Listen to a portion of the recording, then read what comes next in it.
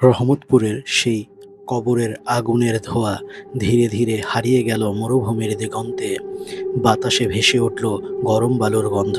হুজুর আকাশে তাকালেন, আকাশটা যেন আগুনের মতো লাল হয়ে গেছে। সেটাই ছিল হয়তো ইফরিত জিনের রাজ্য। ওই রাজ্য এমন একটি স্থান যেখানে আলো মানেই আগুন আর ছায়া মানেই হচ্ছে মৃত্যু।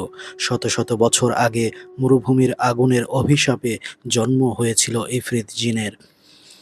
তার শরীর আগুনের তৈরি, তার চোখের নিচে নীল আগুনের রেখা, আর তার কণ্ঠ এমন আওয়াজ যা শুনলে জীবিত প্রাণীর রুহ কেঁপে ওঠে। কোনো এক তান্ত্রিক তার কালো জাদুর মায়ার বৃত্তে তাকে বন্দী করেছিল, কিন্তু সে প্রতিজ্ঞা করেছিল একদিন সে এই অভিশাপ থেকে মুক্তি পাবে এবং আগুনে পুড়িয়ে দেবে ওই বন্দিকারী তান্ত্রিকের পুরো বংশ।